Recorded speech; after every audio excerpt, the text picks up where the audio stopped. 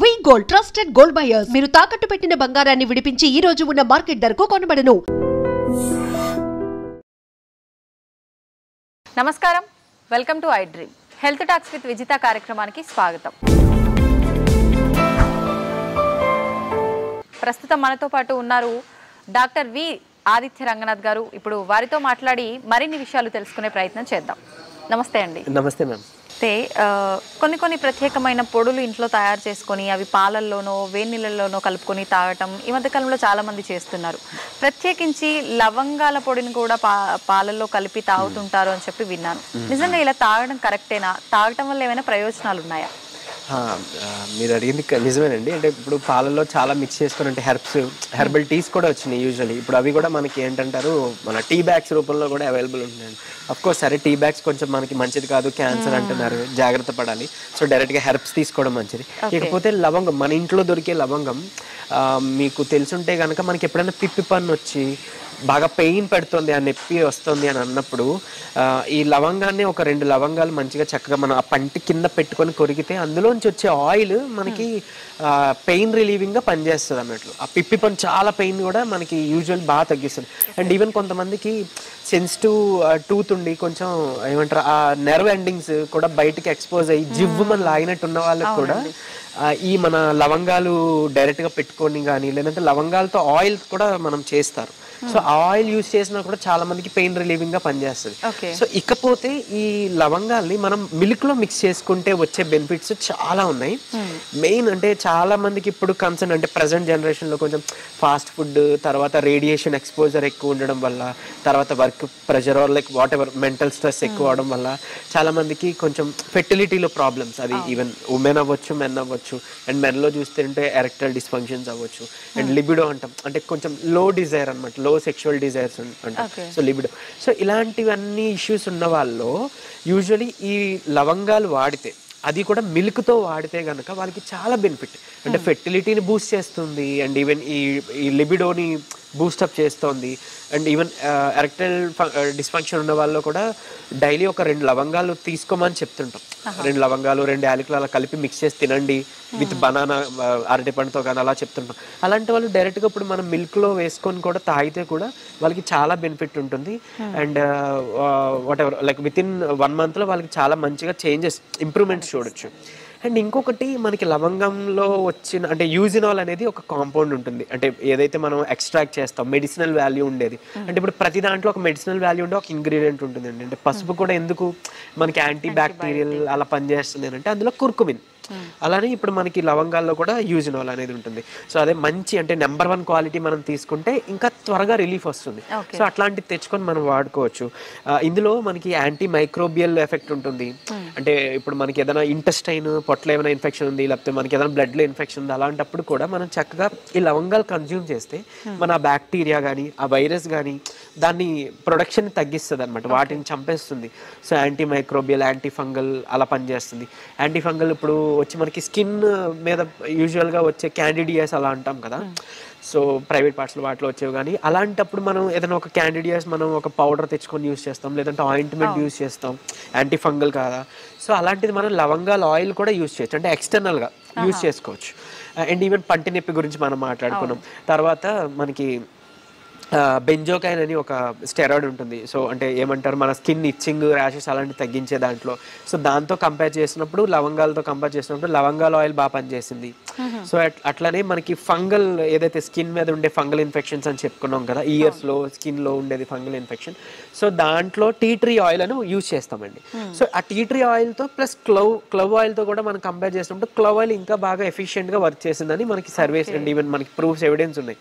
So అట్లా ఎక్స్టర్నల్గా తీసుకుంటూ మనం ఈ మిల్క్లో యాడ్ చేసుకుని ఒక 2 లవంగాలు, అంటే ఏం లేదు లైట్గా దంచేసి, అంటే పౌడర్లా కూడా చేయాల్సిన పని లేదు, అంత కష్టపడాల్సిన లేదు కూడా, జస్ట్ దంచేసేయండి. ఒక 2 లవంగాలు, ఒక చిన్న కప్పు మిల్క్ తీసుకోండి, కొంచెం వాటర్ యాడ్ చేయండి, లవంగాలు వేసేసి చక్కగా మరిగించండి ఒక 5 minutes లో ఫ్లేమ్లో. ఒక పొంగు వస్తుంది కదా యూజువల్లీ మనం ఎలా అయితే టీ తయారు చేసుకుంటా అట్లా తయారు చేసుకొని మీరు భోజనం అయిపోయిన తర్వాత తీసుకొని తాగేసేవచ్చు.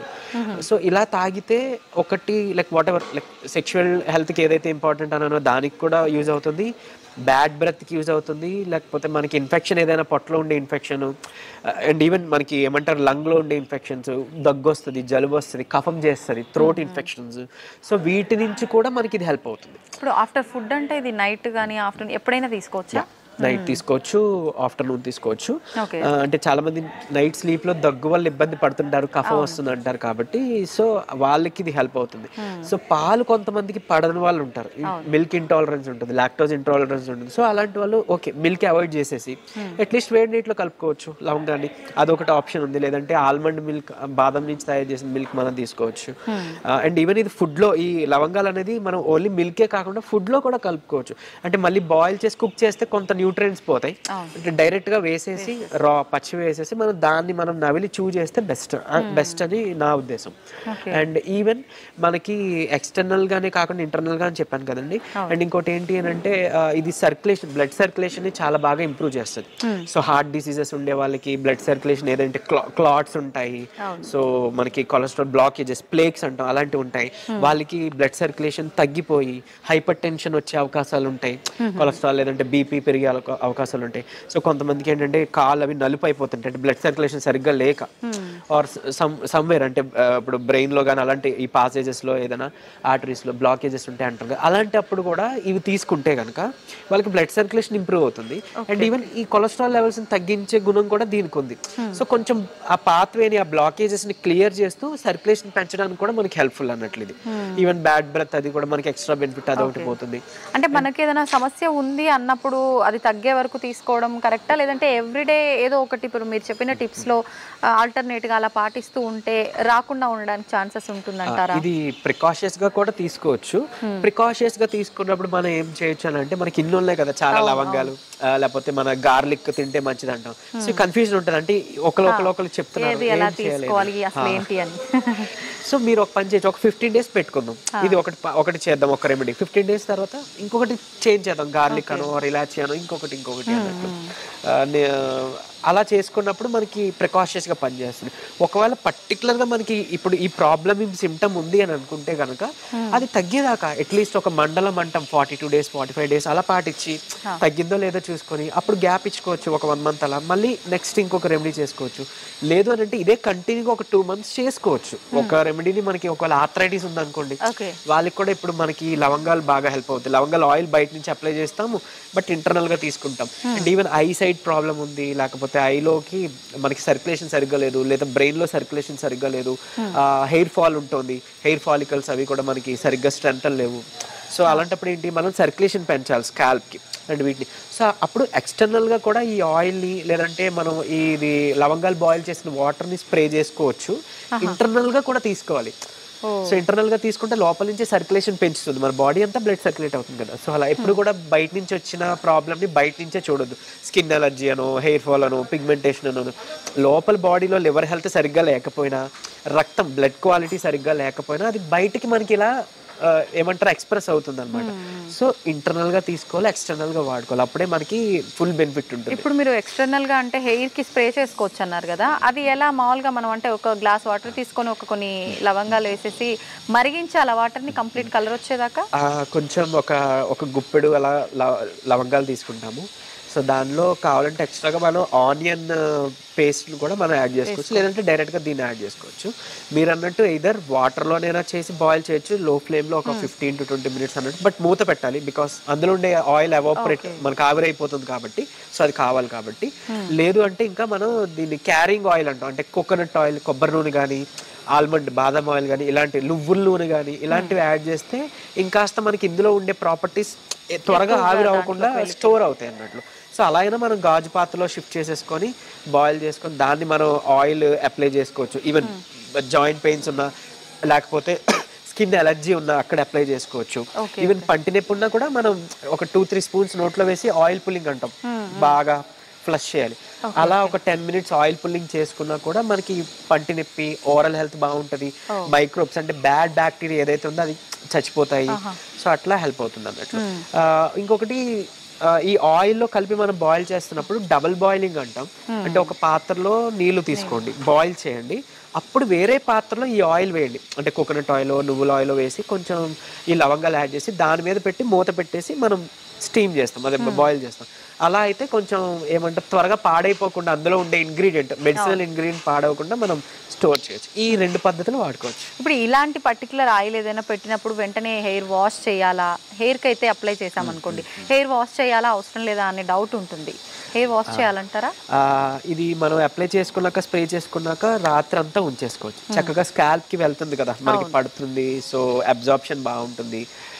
లేదు అంత టైం లేదు, నైట్ కుదరట్లేదు, ఒక పిల్లో ఏదైనా పాడవుతుంది ఇలా ఏమైనా అనుకున్నారనుకోండి, అట్లీస్ట్ మార్నింగ్ త్వరగా లేచి ఒక 40 to 1 hour ఉంచుకొని అప్పుడు మీరు వాష్ చేసుకోవచ్చు. అండ్ ఇంకొకటి చెప్తున్నాను, అంటే దీని గురించి అడిగారు కాబట్టి షాంపూస్ అంటే బయట దొరికే షాంపూస్ అంతగా వాడొద్దు దయించి.